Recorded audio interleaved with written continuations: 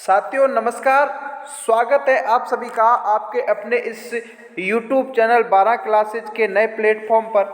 साथियों, अगर आप कर रहे हो चतुर्थ श्रेणी भर्ती परीक्षा की तैयारी तो आपके लिए ये क्लास काफ़ी महत्वपूर्ण और उपयोगी साबित होने वाली है।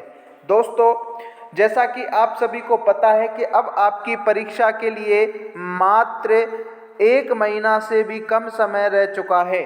अब लास्ट समय है और लास्ट समय को ध्यान में रखते हुए मैंने आपकी परीक्षा के लिए इम्पोर्टेंट क्वेश्चन की सीरीज चलाई है, जिसमें हमने उन प्रश्नों को समावेश किया है जो पहले से आपकी लगातार 10 वर्षों से परीक्षाओं में पूछे जा रहे हैं और संभावित प्रश्न जहां से प्रश्न बनने की संभावना है, उन सभी प्रश्नों को मैंने इस क्लास में ऐड किया है। आज की क्लास हमारी 6 नंबर की रहने वाली है। साथियों, इससे पहले हम 5 क्लासें पूरी ले चुके हैं। अगर आपने नहीं देखी हैं तो प्लेलिस्ट बना रखी है, चैनल पर विजिट करके जाना और उन क्लासों को देखना। निश्चित तौर पर आपके परीक्षा के लिए उपयोगी रहने वाली है। आज की क्लास में हम बहुत A1 टॉप के उन क्वेश्चनों पर चर्चा करने वाले हैं जो आपकी परीक्षा में सीधे हूबहू देखने को मिलने वाले हैं। बस आपको क्या करना है, बड़े ही ध्यान से प्रश्नों को देखना है, पढ़ना है, समझना है और हर एक प्रश्न का राइट आंसर देना है और क्लास को पूरा अंत तक जरूर देखना है। बिल्कुल स्किप नहीं करना दोस्तों। अगर आपको लेना है इस चतुर्थ श्रेणी कर्मचारी परीक्षा में सिलेक्शन लेना है तो क्लास को पूरा जरूर देखना। निश्चित तौर पर आपको काफ़ी सारी चीज़ें क्लियर होने को मिलने वाली हैं। मैं आपको उन सारी चीज़ों को बताने वाला हूँ, कहाँ कहाँ से प्रश्न बनेगा, कौन कौन से प्रश्न से संबंधित और कौन कौन से प्रश्न बन सकते, सारी चीज़ों पर चर्चा करेंगे। चलिए शुरू करते हैं। इससे पहले अब मैं आपसे एक अनुरोध करूंगा साथियों कि आप अपने इस चैनल से नए सुन रहे हैं तो आप चैनल को सब्सक्राइब करके बेल के आइकन को प्रेस कर लें। रोजाना 6 बजे आपको अपने इस चैनल पर आपके लिए क्लासें चलाई जा रही है साथियों। तो आपका फीडबैक जरूर देना, कहाँ कहाँ से अपने इस वीडियो को साथी देख रहे हैं वो आप लास्ट में कमेंट करके जरूर बताना। कितने प्रश्न आप सही करते हैं। आप अपनी तैयारी को और मजबूत बनाइए साथियों और आप अपने सपनों को साकार कीजिए। इसके लिए मैंने आपके लिए इम्पोर्टेंट क्वेश्चन की सीरीज की एक मुहिम छेड़ी है जो आपके लिए परीक्षा में आपकी तैयारी में मील का पत्थर साबित होगी। चलिए, पहला ही प्रश्न आपके सामने आ चुका है। अब चलिए अपन प्रश्नों की ओर बढ़ते हैं। पहला प्रश्न क्या कह रहा है कि समी का वृक्ष किसे कहते हैं। देखिए, बहुत इंपॉर्टेंट क्वेश्चन है, ध्यान रखना है साथियों। आपको हर प्रश्न को, हर बिंदु को समझते हुए चलना तो आप सिलेक्शन ले सकते हो। अब ऐसे सिलेक्शन नहीं होने वाले हैं साथियों। हर एक बिंदु को समझना है, परीक्षा के पैटर्न को समझना है और उसी पैटर्न पर आधारित मैं आपको क्वेश्चंस लेकर के आता हूँ। ये प्रश्न है आपके पशु परिचर भर्ती परीक्षा हुई थी, उसमें पूछा गया था। और पशु परिचर के लिए मैंने जो इम्पोर्टेंट क्वेश्चन की सीरीजें चलाई थी और मॉडल टेस्ट पेपर चलाए थे, उनमें हूबहू प्रश्न देखने को मिले थे और काफ़ी सारे हमारे जो साथी हैं उनका सिलेक्शन भी हुआ है। फ़ोन और मैसेज के माध्यम से पता चला कि हमारे काफ़ी सारे साथी हैं उनका सिलेक्शन हुआ है। साथियों, मैं आपको बता दूं कि ये अपना जो चैनल है वो नया चैनल है। इससे पहले हमारा चैनल हुआ करता था हनी एजुकेशन अकेडमी, उस पर मैंने पशु परिचर की तैयारी करवाई थी साथियों और चतुर्थ श्रेणी की भी काफ़ी सारी क्लासें दे रखी हैं। वो चैनल क्या है ना, अब कुछ टेक्निकल इशू के कारण वर्क नहीं कर रहा है, इसीलिए मैंने आपकी तैयारी के लिए ये चैनल खोला है। तो आप सपोर्ट कीजिए, फीडबैक जरूर दीजिए साथियों। समी के वृक्ष की बात करें दोस्तों तो ये क्या बरगद का कहलाता है, खेजड़ी का वृक्ष को कहते हैं, तेंदू के वृक्ष को कहते हैं, कीकर के कहते हैं। जल्दी से राइट आंसर दे दीजिए, समी का वृक्ष किसे कहा जाता है, बताओ। तो देखिए साथियों, समी के वृक्ष अपन खेजड़ी को कहेंगे साथियों। किसको कहेंगे? खेजड़ी। विकल्प नंबर बी है तो बी को इस क्वेश्चन का क्या कर देंगे, राइट आंसर कर देंगे। अब देखिए यहाँ से और कौन कौन से प्रश्न बनते हैं वो आपको मैं बता दूं। खेजड़ी वृक्ष को हम राजस्थान का राज्य वृक्ष कहते हैं। क्या कहते हैं? राजस्थान का राज्य वृक्ष खेजड़ी को कहा जाता है। ध्यान रखना, इसका प्रश्न आपसे परीक्षा में पूछा जाता है। नेक्स्ट क्वेश्चन की ओर बढ़े। अगला प्रश्न देखिए साथियों, इंपॉर्टेंट क्वेश्चन है, स्टार लगा लो। यहाँ से प्रश्न आपके काफ़ी सारे क्लियर कराने वाला हूँ। अब मैं गारंटी देता हूँ अगर आप पूरी ईमानदारी से क्लास को देखते हो तो आपके बहुत सारे प्रश्नों को क्लियर करा के बता दूंगा। देखो, राजस्थान की कुल स्थलीय सीमा की बात की जा रही है। देखिए, ये अपने राजस्थान का मैप है। इस राजस्थान के मैप में ये पूछ रहा है कि राजस्थान की स्थलीय सीमा कौन सी, यानी कि चारों तरफ की जो सीमा है वो कितनी है। 1070, 4850, 4580 और एक ऑप्शन और यहाँ जोड़ लो 5000 और एक ऑप्शन और यहाँ जोड़ लो साथियों, और ऑप्शन और जोड़ लो 5920। अब बताओ कमेंट करके, राजस्थान की कुल स्थलीय सीमा की बात करें साथियों तो ये आपकी 5920। राजस्थान की स्थलीय सीमा को दो भागों में बांटा है साथियों। कितने भागों में बांटा है? दो भागों में बांटा है। एक तो आती है आपकी अंतर्राष्ट्रीय सीमा, कौन सी आती है? अंतर्राष्ट्रीय सीमा। और एक आती है आपकी अंतर्राज्यीय सीमा। अंतर्राष्ट्रीय सीमा की बात करें साथियों तो इसकी लंबाई है 1070 किलोमीटर। कितनी है? 1070 किलोमीटर है। और अपन अंतर्राज्यीय सीमा की बात करें तो अंतर्राज्यीय सीमा की लंबाई है आपकी 4850 किलोमीटर, जो कि आपको विशेष रूप से ध्यान में रख लेना है। तो डी विकल्प इस क्वेश्चन का राइट आंसर होगा। 1070 अंतर्राष्ट्रीय सीमा है, जिसको हम रेड क्लिफ रेखा के नाम से जानते हैं, जो कि अपने पड़ोसी जो देश है पाकिस्तान, उससे सीमा को साझा करती है। ठीक है ना? तो चलिए अगले प्रश्न की ओर बढ़ो। अगला प्रश्न क्या कह रहा है? अगला प्रश्न आपके सामने है साथियों कि कौन सी नदी है जो तोरावाटी बेसन में प्रवाहित होती है। वेरी वेरी इंपॉर्टेंट क्वेश्चन है साथियों। यहाँ से मैं आपके कई सारे प्रश्न क्लियर कराने वाला हूँ। प्रश्न का आंसर कमेंट करके बता दीजिए जल्दी से। तोरावाटी बेसन में प्रवाहित नदी कौन सी है? गंभीरी नदी, कांतली नदी, बाणगंगा नदी, काकनी नदी। बताओ जल्दी से, क्वेश्चन का राइट आंसर बताइए। देखिए, तोरावाटी जो क्षेत्र होता है वो कौन सा क्षेत्र होता है, ये आपको ध्यान में रखना है। तोरावाटी क्षेत्र में प्रवाहित होने वाली जो नदी है वो कांतली नदी है साथियों। इस कांतली नदी के उद्गम की बात करें, किसकी बात करें? कांतली नदी के उद्गम की बात करें साथियों तो इसका जो उद्गम है वो खंडेला की पहाड़ियाँ, कौन सी पहाड़ियाँ? खंडेला की पहाड़ियाँ सीकर से इसका उद्गम होता है दोस्तों। कहाँ से होता है? यहाँ से एक प्रश्न और क्लियर हो गया कि आपकी कांतली नदी का उद्गम खंडेला की पहाड़ियाँ सीकर से होता है। ठीक है ना? ध्यान रख लेना। ये आपके कहाँ कहाँ बहती है? तो ये आपके सीकर में बहती है। सीकर से झुंझुनू जाती है और झुंझुनू का एक गांव आता है मंडेला गांव। इस मंडेला गांव में ये नदी क्या हो जाती है? विलुप्त हो जाती है साथियों। इस बिंदु को भी आपको क्लियर करके रखना पड़ेगा। अब देखो, आपके जो सीकर नदी, सीकर का जो क्षेत्र होता है, सीकर में कांतली नदी का जो बहाव वाला क्षेत्र होता है उसको तोरावाटी के नाम से जानते हैं। ध्यान रखना, सीकर में इस नदी के किनारे गणेशर सभ्यता देखने को मिलेगी साथियों, और झुंझुनू में सुनारी सभ्यता भी यहाँ पर देखने को मिलेगी। इतने सारे प्रश्न आपके यहाँ क्लियर हो गए हैं। अगला प्रश्न देखो, राजस्थान में टंगस्टन के भंडार कहाँ मिलते हैं? बताओ जल्दी से। बीबाड़ी, सिंगाना, दरीवा, डेंगाना। जल्दी बताइए साथियों। क्वेश्चन का राइट आंसर बता दीजिए मेरे प्यारे विद्यार्थियों। राजस्थान में टंगस्टन के भंडार कहाँ मिलते हैं? तो ये मिलेंगे आपके डेगाना में। कहाँ मिलेंगे दोस्तों? डेगाना कहाँ पड़ता है? ये पड़ेगा आपके नागौर में। अब बताओ विकल्प नंबर डी इस क्वेश्चन का क्या होगा? राइट आंसर होगा। शाबाश, सभी साथी कमेंट करते चलिए। वेरी गुड, बहुत अच्छा। अगला प्रश्न देखो। अगला प्रश्न क्या कह रहा है भाई? राजस्थान में राज्य स्तरीय पशु मेले किस जिले में सर्वाधिक लगते हैं? बताओ, फटाक से राइट आंसर दे दो। राजस्थान का राज्य स्तरीय पशु मेले हैं कौन से जिले में सर्वाधिक देखने को मिलेंगे? अजमेर में, झालावाड़ में, नागौर में, बांसवाड़ा में। जल्दी बताइए भाई। सभी साथी जुड़ जाइए, एक बार अपने दोस्तों को शेयर कर दीजिए। जितने भी साथी हैं चैनल को सब्सक्राइब जरूर करना है। अब आपकी तैयारी की जिम्मेदारी हमारी है।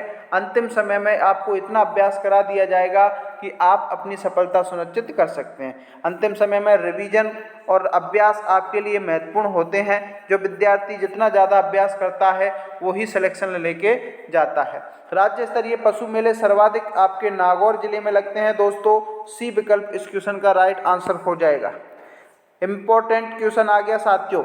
अक्सर आपकी कई परीक्षाओं में प्रश्न पूछा गया है। स्टार लगा लीजिए, सीधा छपेगा। गणगौर का त्योहार कब मनाया जाता है? बताओ।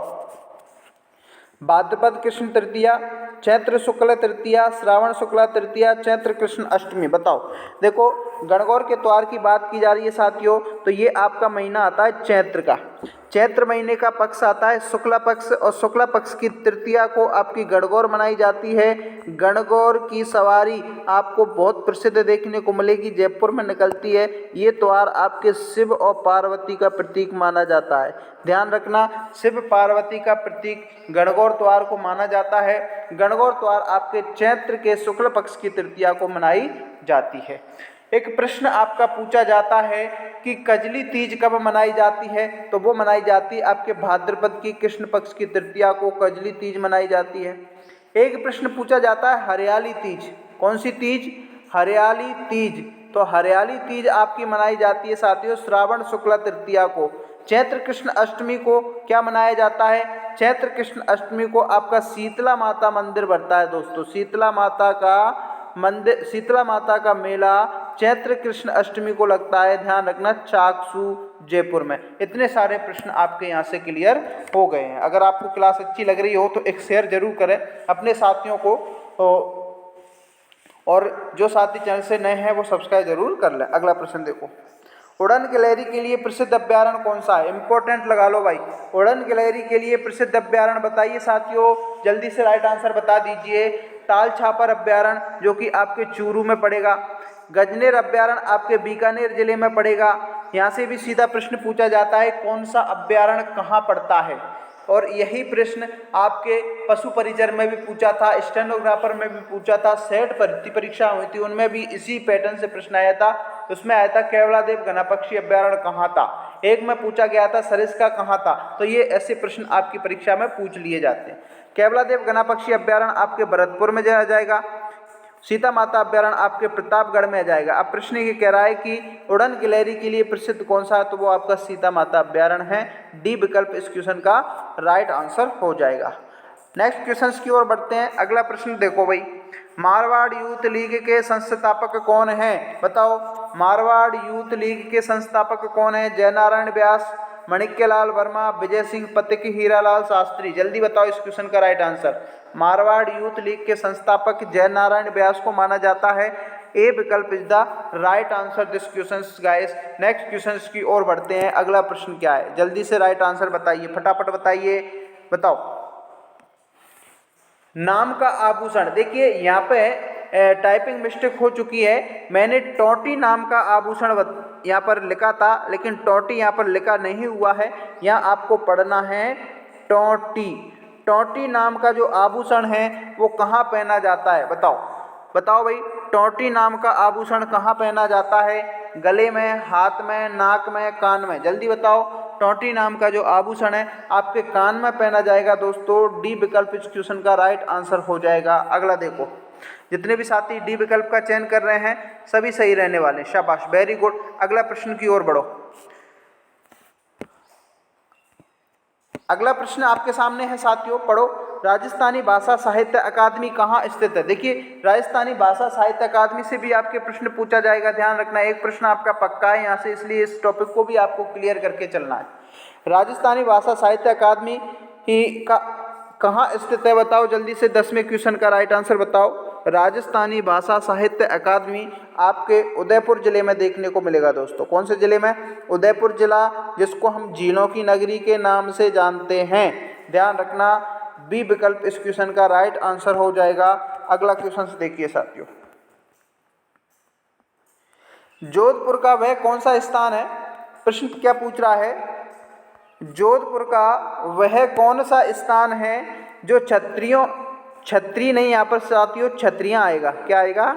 छत्रियाँ। जो छत्रियाँ और प्राचीन राजाओं के उद्यानों के लिए प्रसिद्ध है। बताओ, फलौदी, मेहरानगढ़, मंडौर, इनमें से कोई नहीं। देखिए, आपका जोधपुर का एक स्थान आता है मंडौर।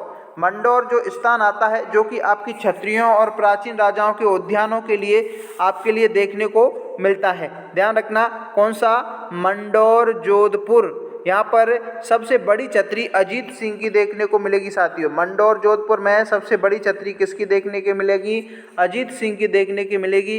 इसका प्राचीन नाम आपको मांडव्य देखने को मिल जाएगा। कहीं कहीं मांडव्य प्राचीन नाम देखने को मिल जाएगा। सी विकल्प सही रहेगा। अगला देखो, कृषि विश्वविद्यालय कहाँ स्थित है? अजमेर में, जयपुर में, बीकानेर में, जैसलमेर में? बताओ जल्दी से, फटाक से राइट आंसर दे दीजिए। कृषि विश्वविद्यालय कहाँ स्थित है? बताओ। तो ये मिलेगा आपके बीकानेर। कौन सा भाई? बीकानेर। बीकानेर कौन से विकल्प में है? सी विकल्प में है। सी क्वेश्चंस का राइट आंसर हो जाएगा। अगला देखो, राजस्थान में सर्वाधिक ऊंट किस जिले में? स्टार लगा लीजिए साथियों, सीधा प्रश्न छपेगा। राजस्थान में सर्वाधिक ऊंट किस जिले में हैं? बताओ। बीकानेर, जैसलमेर, प्रतापगढ़, बाड़मेर। यहाँ से दो प्रश्न आपके बनते हैं। दोनों प्रश्नों को मैं आपको क्लियर कराने वाला हूँ। एक तो पूछा जाता है आपका सर्वाधिक और एक पूछा जाता है सबसे कम। अब बताओ, सर्वाधिक ऊंट तो आपके जैसलमेर में होते हैं साथियों। कहाँ देखने को मिलेंगे? जैसलमेर में सर्वाधिक ऊंट आपके देखने को मिलेंगे साथियों, याद रख लेना। और सबसे कम की बात करें तो ये आएगा आपके प्रतापगढ़ में। कहाँ पर आएगा? प्रतापगढ़ में सबसे कम ऊंट हैं। सर्वाधिक जैसलमेर में है। विकल्प नंबर बी इस क्वेश्चन का राइट आंसर है, क्योंकि सर्वाधिक पूछा गया है। अगर कम पूछते तो कौन सा होता? प्रतापगढ़ होता। आप मेरे को क्वेश्चन का राइट आंसर के करके बताओ कि ऐसे कौन से लोक देवता हैं जिनका संबंध ऊंटों से माना जाता है? बताओ, यहाँ आपको कमेंट करके बताना इस क्वेश्चन का राइट आंसर। बताओ। अगला प्रश्न देख दो। अगला प्रश्न देखो, इस क्वेश्चन का राइट आंसर बताओ। देखो कितनी तैयारी है आपकी, जल्दी से बताइए। राजस्थान में सर्वाधिक उपजाऊ मिट्टी कौन सी है? बताओ।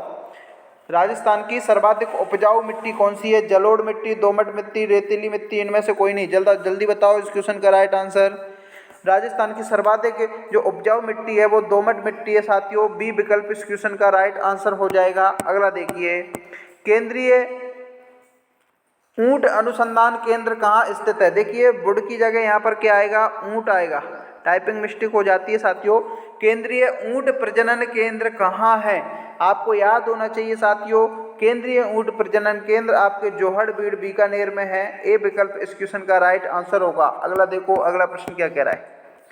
राजस्थान का सर्वाधिक शुष्क जलवायु वाला प्रदेश? बताओ। राजस्थान का सर्वाधिक शुष्क यानी पूछा है सूखा, यानी कि जहाँ पर बरसात ज़्यादा नहीं होती है, कौन सा जिला है? सर्वाधिक शुष्क वर्षा वाला जिला बताओ। झालावाड़, कोटा, सवाई माधोपुर, जैसलमेर। जल्दी बताओ, 5 सेकंड का समय, कमेंट कर दीजिए फटाक से।